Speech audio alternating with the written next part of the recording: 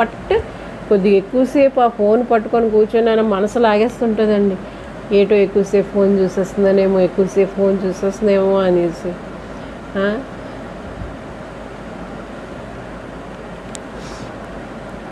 కనుక ఏంటంటే అండి, ఆ జాగరూకత, మెలకువ అవసరం. నాకు ఆ టైంలో ఇంకా పడుకోకపోతే ఇంక నా బాడీ పనిచేయదు అనమాట. అంతవరకు వర్క్ చేస్తూ ఉంటాను. ఇక్కడ ఈ గార్డెనింగ్ అంటే ఇంక చెప్పక్కర్లేదండి. లెగాలి లెగాలి లెగాలి అనుకొని ఇంకా మొత్తానికి లేచిపోతాను మళ్ళీ. మీకు అర్థమైందా? ఇంకా లేదు అంటే ఇంకా ఫోన్ పక్కన పెట్టి అప్పుడు పడుకునిపోతాను. రాత్రి ఈ వాక్యం చెప్పాలని సాయంత్రం దాకా పని పని పని చేశాక వాక్యం చెప్దామని 9:30, 10 అప్పుడు కూర్చుంటే కునుకు వచ్చేస్తుంది. నాయన మరి ఇప్పుడు నేను చెప్పలేను నాయన అనుకొని వెళ్ళి పడుకుంటాను. ఆ పడుకోవడం 2 గంటలకు మెలకు వచ్చేసింది. సో నేను ఇప్పుడు ఏం చెప్తున్నానంటే అండి, మీకు ఎప్పుడు మెలకువ మన జీవితాల్లో అవసరము. ఈ దాసుడాట తింటూ తాగుతూ యజమానుడు ఆలస్యం వచ్చినప్పుడు ఏం చేస్తారు? దాసుడిని తీసుకెళ్ళి వెలుపటి చీకటి బిలలో తోస్తారు. అక్కడ ఏముంటుంది? వాని నరికించి వేషధారులతో కూడా వానికి పాలు నియమించును.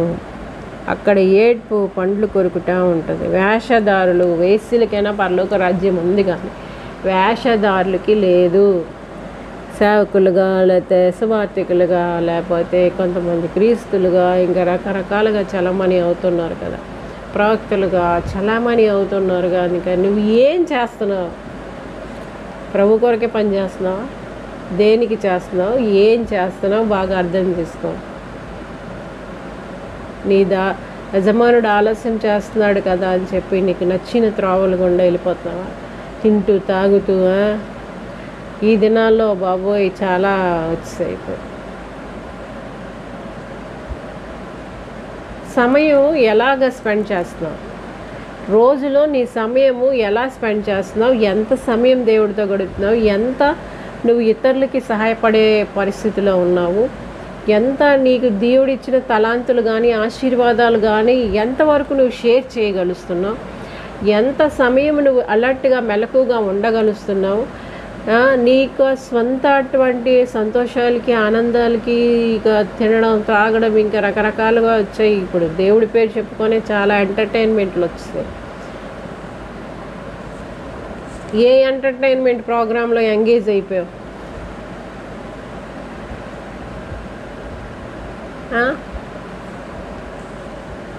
దేవుడి పేరే చెప్తావు, దేవుడి పనే అంటావు, కానీ నువ్వు ఏం చేస్తున్నావు? నిర్లక్ష్యంగా ఉంటున్నావా ఆత్మీయ జీవితంలో? అప్పుడు వేషధారులతో కూడా నరికించి నిన్ను ఎక్కడ పడేస్తారు? అక్కడ ఏడ్పు పండ్లు కొరికితే ఉంటుంది. మరి వేషధారిగానే మిగిలిపోతావా? అడ్డొచ్చిన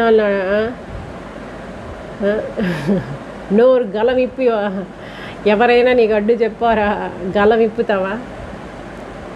ఇలాగా అలాగా అలాగా ఇలాగా అనేసి మంది మనకి తెలిసిపోద్దండి. మనకి తెలిసిపోద్ది, మంది ఇతరులకి తెలిసిపోద్ది. నా నిమిత్తమే జనులు మిమ్మల్ని నిందించి హింసించి మీ మీద అబద్ధంగా చెడ్డ మాటలలో పలుకున్నప్పుడు మీరు ధన్యులు. మీ నిమిత్తమే మిమ్మల్ని హింసిస్తున్నారు, మిమ్మల్ని నిందిస్తున్నారు. మీ నిమిత్తమే, మీ ప్రవర్తన నిమిత్తమే, మీ పరిస్థితి నిమిత్తమే నువ్వు కొన్ని మాటలు పడుతున్నావు, లేదా కొన్ని విమర్శలు నువ్వు సరి చేసుకోవాలా. దేవుని నిమిత్తము నీకు, నా నిమిత్తము జనులు మిమ్మల్ని నిందించి హింసించి మీ మీద అబద్ధంగా చెడ్డ మాటలలో పలుకున్నప్పుడు ధన్యులు. నీతి నిమిత్తం హింసింపబడేవారు ధన్యులు. కానీ నీ నిమిత్తం, నీ యొక్క స్వనీతి నిమిత్తం, నీ యొక్క స్వభావం నిమిత్తం, నీ యొక్క పరిస్థితి నిమిత్తం నువ్వు విమర్శింపబడుతున్నావు అంటే ఖచ్చితంగా సరి చేసుకోవాలి.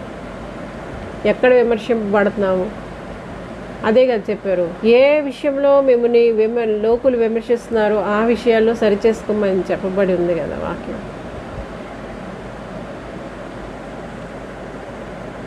ఆ విమర్శలు కూడా మనకి కొన్నిసార్లు మనకు పనికి వస్తాయి. ఇప్పుడే సరి చేసుకోవాలి, లేకపోతే మనం వేషధారులతో కూడా నరికి